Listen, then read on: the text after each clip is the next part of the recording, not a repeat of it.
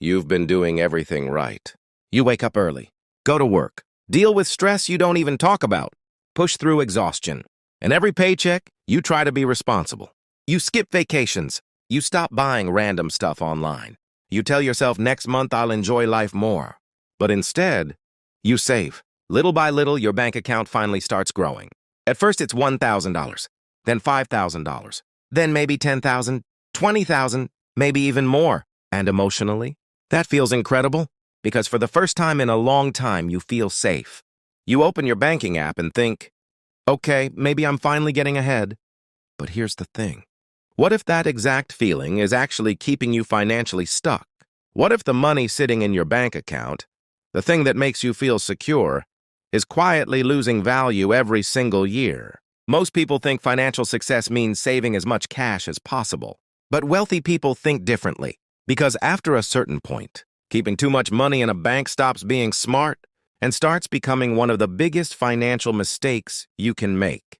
My name is Demas, and I spend way too much time thinking about money.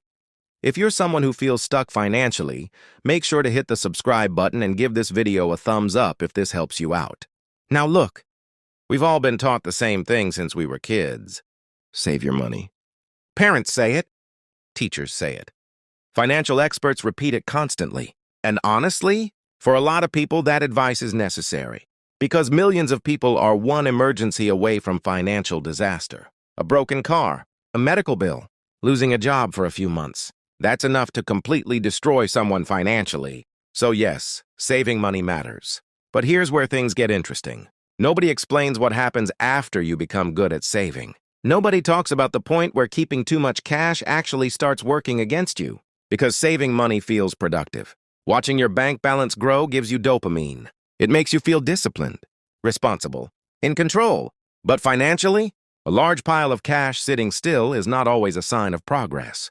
Sometimes, it's a sign of fear. This is where inflation quietly changes the entire game. Let's say you have $20,000 sitting in a savings account. You look at the number and think, nice, I'm financially safe. And technically, the number itself isn't changing, but the value of that money is. Every single year, life gets more expensive. Rent increases. Food prices rise. Insurance costs go up. Gas becomes more expensive. Even basic necessities slowly cost more over time. So while your bank account still says $20,000, that same money buys less and less every year. And this is the dangerous part. Most people never feel inflation happening because it's slow. It's invisible. There's no dramatic notification saying, congratulations, your purchasing power just dropped again. It happens quietly, and psychologically, humans are terrible at noticing slow losses. If someone loses money investing in the stock market, they panic immediately. But if inflation slowly destroys their cash over 10 years, most people barely react. That's called loss aversion. Your brain treats visible losses as dangerous, while ignoring invisible losses completely. And that mindset keeps millions of people financially stuck. Now, you might be thinking, okay, so should I just invest everything and keep no cash at all? No, that would be reckless. Cash still plays an important role in your financial life. Because emergencies are real. Cars break down. People lose jobs. Unexpected medical bills happen. Life becomes unpredictable sometimes. And when those moments happen, cash gives you breathing room. It reduces stress. It buys time. It protects you from panic decisions. But here's the key thing most people misunderstand. Cash is meant for stability, not long-term wealth building. Those are two completely different jobs. For most people, having around 3 to 6 months of essential expenses saved is usually enough. Not 10 years of savings. Not every dollar you've ever earned. So if your monthly essentials are around $3,000, a reasonable emergency fund might be somewhere between $9,000 and $18,000. That money has a purpose. It protects your life from collapsing during emergencies. But if you have $60,000 or $80,000 sitting in cash while investing nothing, that's no longer financial strategy. That's fear pretending to be responsibility. Let's look at the math for a second because this is where things become really eye-opening. Imagine two people starting with the exact same amount of money. Person A keeps $50,000 sitting in a bank account for the next 20 years. Person B keeps a proper emergency fund, but invests the remaining $40,000 into a simple long-term index fund. Now look, Nobody can guarantee exact market returns, but historically, the stock market has averaged around 8% annually over long periods of time. That means if person B leaves that $40,000 invested and simply stays patient, after 20 years it could grow into roughly $186,000. Meanwhile, person A still has around the same $50,000 sitting in cash. Except there's one huge problem.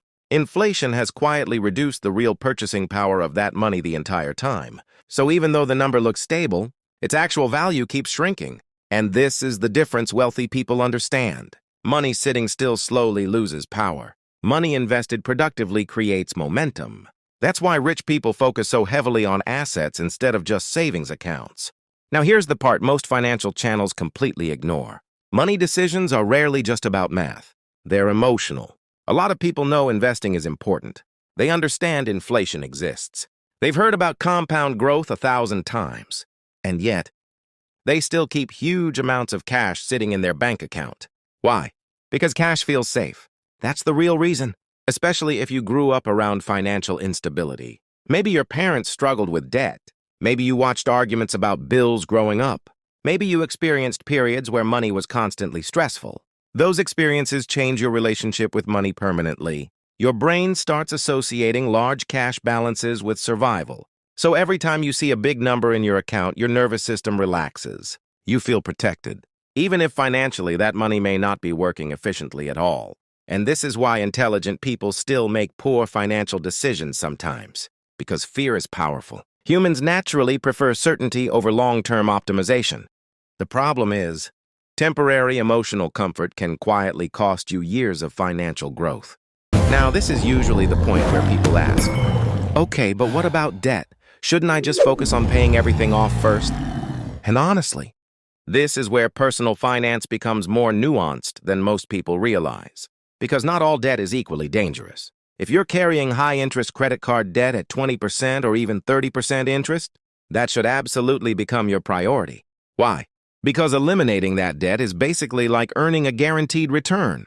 If a credit card charges you 25% interest every year, paying it off immediately saves you an enormous amount of money long-term. But low-interest debt is a completely different conversation. For example, someone with a 3% mortgage may actually build more wealth by investing extra money instead of aggressively paying off the house early. And this is where wealthy people think differently. Average people emotionally hate all debt equally. Wealthy people analyze debt mathematically. They ask, is my money producing a higher return somewhere else?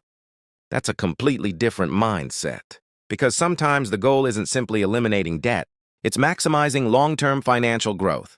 Here's a much simpler way to think about money that completely changed how I viewed personal finance. Instead of treating all your money the same, separate it into different buckets. Because every dollar should have a specific job. The first bucket is survival money. This covers your emergency fund, monthly bills, insurance, rent, food. Basically the money that keeps your life stable and protected. That money should stay accessible and safe. The second bucket is growth money. This is where investing happens. Index funds, retirement accounts, businesses, real estate, assets that have the potential to grow over time. And the third bucket is lifestyle money. This is the money you spend without guilt. Vacations, entertainment, nice dinners. Things that genuinely improve your quality of life. Now here's the problem. Most people throw all three buckets into one giant savings account. So emotionally, every dollar feels too important to invest. And that creates paralysis. Wealthy people think differently. They don't just save money. They assign money-specific roles. And once you understand that, financial decisions become dramatically easier and less emotional. Here's the truth that takes most people years to fully understand. Saving money alone will not make you wealthy. It might help you survive. It might reduce stress. It might give you short-term security. But long-term wealth is built differently. Real wealth comes from ownership, owning investments, owning assets, owning things that continue producing value while you sleep. And this is the mindset shift that changes everything. Because eventually there comes a point where holding too much cash stops being responsible and starts becoming fear disguised as financial discipline.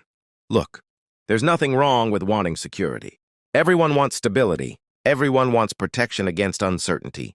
But if all your money stays frozen in a bank account forever, your future becomes limited by inflation and missed opportunities. Meanwhile, people who understand compounding allow time to work in their favor. And time is incredibly powerful financially. Small, consistent investments repeated over years can completely transform someone's future. That's why financial freedom is not about how much money you hold. It's about how intelligently your money works for you. And honestly, that difference changes everything.